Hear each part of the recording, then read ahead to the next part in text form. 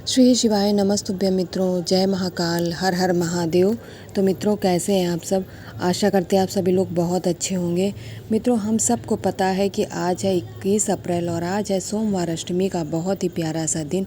आज अष्टमी के दिन लोटे के ऊपर लोटा अर्थात 2 लोटे वाला जल उपाय जब हम गृष्णेश्वर महादेव जी के नाम से करते हैं मित्रों, तो हमारे जीवन में जो रुके हुए कार्य हैं वह बनने लगते हैं। साथ ही हमारे जीवन के कष्ट, हमारे जीवन की परेशानियां समाप्त होने लगती हैं और हमारी मनोकामनाएं बहुत जल्दी पूर्ण होती हैं। तो चलिए मित्रों, जल्दी से करते हैं वीडियो को स्टार्ट और बात करते हैं अपने सबसे पहले उपाय की, जो कि है आखिर 2 लोटे जल वाला उपाय हमें करना कैसे है।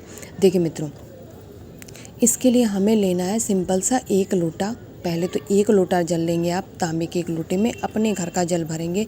जब भी मित्रों आप किसी भी पूजन कार्य इत्यादि में जाएं, भले ही मंदिर के परिसर में जल की व्यवस्था हो, लेकिन फिर भी हमें जल सदैव अपने घर से ही ले जाना चाहिए, वो ज़्यादा फायदेमंद होता है। ठीक है मित्रों, तो आपको तांबे के 2 लोटे लेने हैं। 1 लोटे में जब आप जल भर चुके होंगे तो उसको आपको पूरी तरह नहीं भरना है, वरना जब आप दूसरा वाला लोटा उस लोटे के ऊपर रखेंगे तो जल छलकेगा। इसलिए थोड़ा सा खाली रखना है और आपको इस तरीके से 2 लोटा जल ले करके, चाहे तो आप अपने घर के मंदिर में उपाय कर लीजिए, अन्यथा आप घर के पास का जो शिव मंदिर है वहाँ जाके इस उपाय को करना है मित्रों। सिंपल सा उपाय है, कुछ नया नहीं करना है। वहाँ पे जाना है मित्रों आपको, महादेव जी की शिवलिंग के ऊपर पहले तो 2 लोटा जो जल है, सबसे पहला लोटा जल आप चढ़ाएंगे अपने दाहिने हाथ से गृष्णेश्वर महादेव जी का नाम लेकर के। जब दाहिने लोटे का जल आप समर्पित कर चुके होंगे महादेव जी की शिवलिंग के ऊपर, तब आपको अपने बाएं हाथ से दूसरा लोटा जल उठाना है और उसे भी गृष्णेश्वर महादेव जी के नाम से कह के मित्रों, और पूरे जल को महादेव जी की शिवलिंग में समर्पित करके अपनी इच्छा, अपनी मनोकामना कह करके आपको आ जाना है। सिंपल सा उपाय है ना मित्रों, बेकार में हम लोग टेंशन लेते रहते। तो यहाँ पर हम लोगों ने पहले उपाय की बात कर ली मित्रों। अब चलिए वीडियो में आगे हम बात करते हैं आज के अपने दूसरे उपाय की। मित्रों, हमारा जो दूसरा उपाय है वह है हमारी मनोकामना अर्थात हमारी इच्छाओं को पूरा करने वाला उपाय। इस उपाय को करने के लिए मित्रों, सोमवार का दिन है, ऊपर से अष्टमी का दिन है, तो बेलपत्र का उपाय ना हो तो ऐसा तो हो ही नहीं सकता। तो यहाँ पर आपको 1 नहीं बल्कि 2 बेलपत्र लेनी है और दोनों ही बेलपत्रों को आप अच्छे से चेक कर लीजिएगा कि वो कहीं से कटी फकी और खंडित तो बिल्कुल भी नहीं होनी चाहिए। तो 2 बेलपत्र लेने के बाद में अब आपको इस उपाय में 1 लोटा जल लेना है। तांबे के कलश में अपने घर का शुद्ध जल ले लेंगे मित्रों। सोमवार अष्टमी का दिन है, गंगा जल हो तो डाल लीजिएगा, ज़्यादा उत्तम रहेगा, अन्यथा आप केवल जल ही ले लीजिएगा।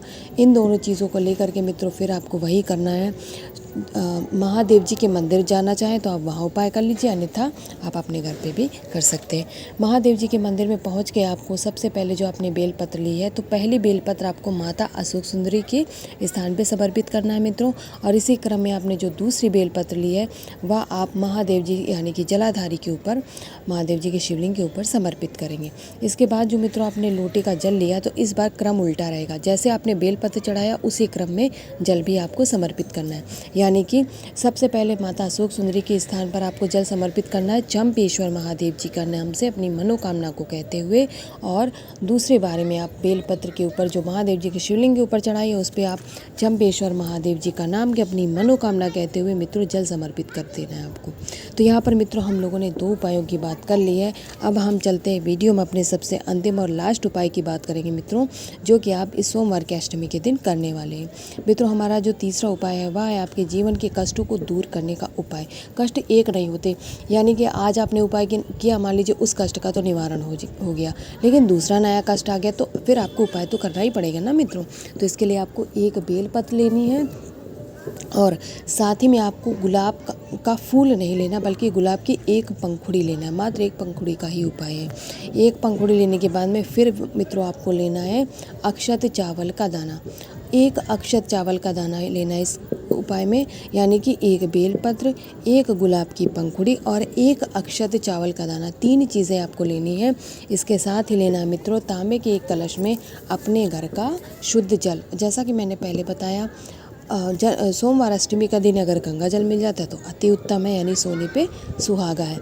इन तीनों चीज़ों को लेकर के मित्रों देवादिदेव महादेव भगवान शंकर की शिवलिंग के पास जाना है मित्रों आपको, और यहाँ पर 3 नाम लेने, क्योंकि आपके पास 3 चीज़ें हैं जो कि आप समर्पित करने वाले हैं। तो सबसे पहले आप मित्रों बेलपत्र को समर्पित करेंगे माँ मालिनी के नाम से। ठीक है मित्रों, बेलपत्र समर्पित करेंगे तब आपको माँ मालिनी का स्मरण करना है। इसके बाद जो एक आपने गुलाब की पंखुड़ी ली है उसे समर्पित करेंगे तब आपको मित्रों यहाँ पर माँ दुर्गा का नाम लेना है। ठीक है, माँ दुर्गा के नाम से आप उस गुलाब की पंखुड़ी को समर्पित करेंगे उसी बेल के पत्र के ऊपर। और लास्ट में आपने जो अक्षत चावल का दाना लिया है उसे माँ पार्वती के नाम से समर्पित कर देना है। मेरी बात समझ गए मित्रों।